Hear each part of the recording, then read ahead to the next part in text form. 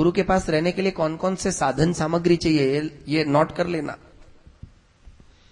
गुरु के पास रहने के लिए क्या होना चाहिए? तितिक्षा होनी चाहिए। शायद आप पर इतने अत्याचार करे, पर एक बात याद रखना, वो दुनिया के लिए अत्याचार होंगे, पर आपके लिए वही शिष्टाचार होगा, वही भक्त्याचार होगा। सहनशीलता। मौनम, गुरु के सामने, गुरु के पास अधिक न बोलना, जानते हुए भी। देखो दमला जी, महाराज सुनियो परी समझियो।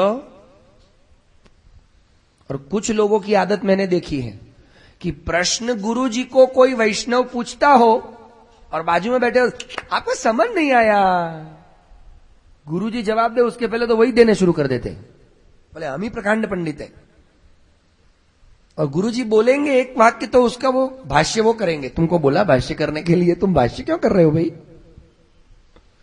मौनम, अपने अर्थात अपने ज्ञान को गुरु के सामने नहीं बघारना, अपने ज्ञान को गुरु के सामने न बघारना कि मुझे भी आता है, मैं भी जानकार हूं। अब जब अपने ज्ञान को ही गुरु के सामने नहीं दिखाना है तो गुरु को उपदेश देना कहां? पर आजकल तो हम अपना ज्ञान भी गुरु को दिखाते हैं और गुरु को भी उपदेश देने लग जाते हैं, गुरु को भी समझाने लगते हैं। गुरु आप भले गुरु हो पर आप में इतनी अक्ल तो कमी है, आपको इतनी समझ होनी चाहिए। वाह भाई वाह। और जैसे ही ये घटना घटती है ना, हम उल्टा ये वर्तन व्यवहार करते हैं और हमारा अधप पतन निश्चित है। ये एकादश स्कंद है, हमारे जीवन की एक एक घटनाओं को सिखाने वाला। पर अभी समय के अभाव से मैं गहराई में नहीं जा रहा, इसलिए एक एक चीज को सामान्य समझा रहा हूं। स्वाध्याय, गुरु के पास जाके क्या करें? ठिठोली, मश्करी, मजाक, प्रपंच की बातें गुरु के पास जाके करे क्या? गुरु के पास जाके करना क्या होता है? स्वाध्याय।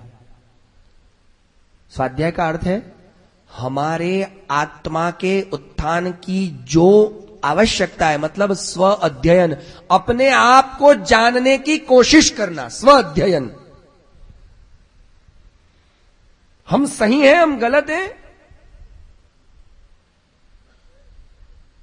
हमें क्या करना चाहिए और हम क्या कर रहे हैं, इस सही गलत का फैसला गुरु के पास बैठ के करें। हम सही हैं, हमने जो भी करा वो ठीक ही है, वो आपको ठीक नहीं लगता, आपको समझ नहीं आता, नहीं। आपने कोई भी काम करा उसको ठीक गुरु के पास करवाओ, गुरु के पास जाकर के वो ठीक करवाओ। मतलब मैंने ये करा है और ये ठीक ही है, गुरु जी बोले बराबर नहीं है। आप समझे नहीं, मेरा इंटेंशन अलग था। गुरु जी बोले फिर भी गलत। अरे नहीं भाई, मेरे को मालूम है मैंने कैसे करा है। मतलब यार हम तो अपना अड़ंगा वो झंडा वंदन करके ही बैठे हैं, हमारा झंडा ऊंचा ही रहेगा, वो वाली बात नहीं। प्रभु आप कृपा करें। सेवा तो बाप बेटे कर गए, हम तो लकीर पीट रहे। देखो कितनी विनम्रता है, गुरु के पास जाके थप्पा मरवाना सेवा है ये? हम क्या सेवा करेंगे? आप हमें सिखाइए, आप कृपा करें। स्वाध्याय। आर्जवम, आर्जव माने सिर्फ गुरु के पास ही नहीं, पर जब जो व्यक्ति गुरु के पास जाए सहजता और सरलता से जाए। और सिर्फ गुरु के पास ही नहीं, गुरु के पास गया हुआ व्यक्ति जब भी किसी के पास जाएगा वो सहज और सरल होगा। हम आज सहज नहीं है और सरल भी नहीं है, हमारे अंदर जड़ता व्याप्त हो जाती है, बहुत सारी ग्रंथियां लेके जाते हैं और सहज नहीं होते। सहज मतलब जन्म के समय जैसे थे ऐसे, उस वक्त विचारों पे बुद्धि पे कुछ थोपा हुआ नहीं था, थपथपा के न ले जाए। अर्थात उसको और भी सरल बना के बताऊं तो जैसे हो वैसे, जैसो हूं तैसो तिहारो श्री वल्लभ। पापी हूं, नलायक हूं, कामी हूं, हरामी हूं, कुटिल हूं, जैसा हूं हे श्रीवल्लभ आपका हूं। तो अपने पापों को, अपने दुर्गुणों को, अपनी हरकतों को छिपाओ मत, गुरु के सामने उद्घाटित करो, सहज। अब जैसे सहज जीते हो ना, ऐसे आजकल कोई भी इंसान दुनिया में सहज नहीं जी रहा। आज सब कैसे जी रहे हैं? एक बनावटी चेहरे लगा लगा के घूम रहे हैं, यहां कुछ वहां कुछ, यहां कैसा वहां कैसा, कुछ समझ नहीं।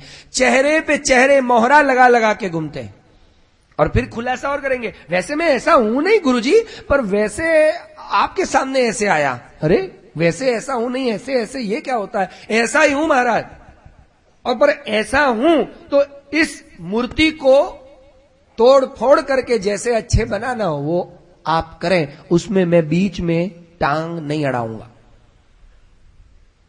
आर्जवम, ब्रह्मचर्यम, ब्रह्मचर्य मतलब समझ गए, उसके भी नियम है, पर अभी तीसरे अध्याय में अपन जाएंगे नहीं।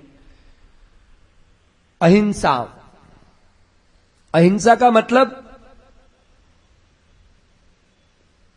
मन, वचन और शरीर। कर्म मतलब शरीर, मन से, वाणी से और शरीर से भी किसी को न मारना। मन में भी किसी को मारने का भाव न आना, वाणी से भी किसी को न मारना और शरीर से भी किसी को न मारना, हिंसा न करना।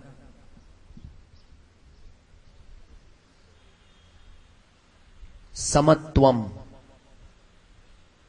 समत्व मतलब एक दृष्टि, भिन्न भिन्न दृष्टि न रखना, भगवान के लिए, गुरु के लिए और इस संसार में भी अपना पराया, मेरा तेरा, श्रेष्ठ अश्रेष्ठ की दृष्टि खत्म हो जाना। द्वंद्व संज्ञयो हो, द्वंद्वों की जो संज्ञाएं हैं वो हमारे जीवन से खत्म हो जाए। जितने भी द्वंद्व हैं वो द्वंद्व मिट जाए। गुरु के पास जो जाएगा उसके द्वंद्व मिट जाएंगे और ऐसे जाने के बाद फलित होगा भगवान की भक्ति का श्रवण करने का अधिकार। तब जाकर के श्रवण करने का अधिकार मिलेगा। इस तरह के भाव जब जो रखता है तो उसका फल क्या मिलता है? जो उत्तम भक्त है, अब उसका एक अंतिम श्लोक बता के हम आज यहां द्वितीय अध्याय को विराम देंगे। विसृजतिर्दयम् नयस्य साक्षात् हरिरवशा विहतोऽप्यगौगनाशः प्रणयरशनयाग्रिताङ्घ्रिपद्म स भवति भागवत प्रधान उक्त। विसृजतिर्दयम् न, जिसके हृदय का तार एक क्षण भी भगवान का नाम नहीं चुकता, साक्षात हरि ही अवश्य, मतलब सूरदास जी। इस व्याख्या में अगर हम देखना हो, सूरदास जी को लेके प्रभु जा रहे थे, पधार रहे थे।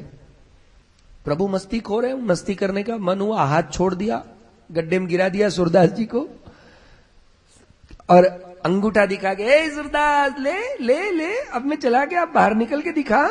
सूरदास जी कहते हैं, बाह छुड़ा के जात हो निर्बल जानी के मोए, बाह छुड़ा के जात हो निर्बल जानी के मोए। अरे दिल से निकल के जाओ तो मर्द बखानू तोय, बड़ा मर्द बनता है तू, मेरे दिल से निकल के दिखा। भगवान कहते तेरे दिल से नहीं निकल सकता, मतलब भगवान के यार ये तो मैं नहीं कर, ऐसी कौन सी वस्तु है इस संसार में जो भगवान न कर सके? है ऐसी कोई वस्तु? मतलब जहां भगवान भी परवश हो जाए, भगवान के यार ये तो मैं भी नहीं कर सकता, ऐसी भगवान को परवश बनाने वाला जो भक्त है वो उत्तम भक्त है। कैसे बनाने, वो कैसे परवश बनाएगा? घौगनाश, उसके जीवन के सारे पाप नष्ट करके। और वो पाप कैसे नष्ट करेगा? पाप नष्ट करने के लिए उत्तम भक्त कभी भी किसी साधनों को मोहताज नहीं होता। वो कोई साधनों के अंदर निष्ठा नहीं रखता, वो कोई साधन नहीं करता। वो क्या करता है? प्रणय रशनया घृतांग्रि पद्म सभवति भागवतोत्तम प्रधान। प्रणय रशना, रचना माने डोरी और प्रणय माने प्रेम। शुद्ध शुद्ध और शुद्ध प्रेम की डोरी से जिसने भगवान को अवश कर रखा है, बांध रखा है। और ऐसा उसमें भाव कब आया है कि त्रिभुवन विभव हेतवेपि अकुंठ स्मृति रजितात्मनाम।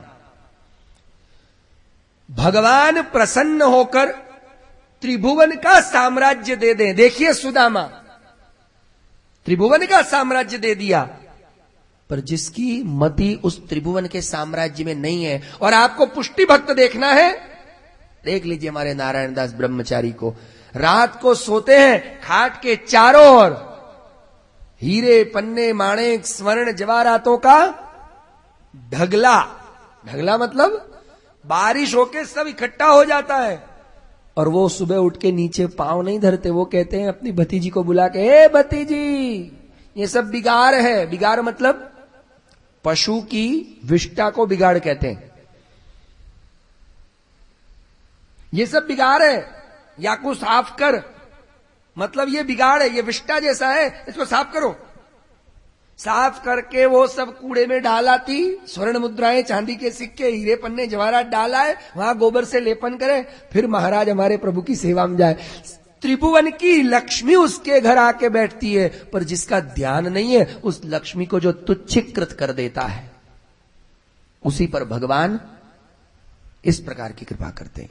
पर यह भाव तभी प्रकट होता है जब सदगुरु की, वरना नारायण दास ब्रह्मचारी की वार्ता देखिए। 32 साल की उम्र तक इतने धंधे करे, इतने धंधे करे, सब पैसे के लिए, पर पैसा नहीं मिला। और श्री महाप्रभु जी मिले, लक्ष्मी तो न मिली, पर लक्ष्मी का नाथ मिल गया। अब काहे की लक्ष्मी की चिंता, सैया भय कुतवा लबडर काहे का, अब तो लक्ष्मी आए नहीं आए, छोड़ो, लक्ष्मी का धनी मिल गया है। ये भाव ऐसा एकादश स्कंद के वैराग्य और सांख्य को आप लोगों ने बड़े धैर्य पूर्वक, तपस्या पूर्वक श्रवण करा।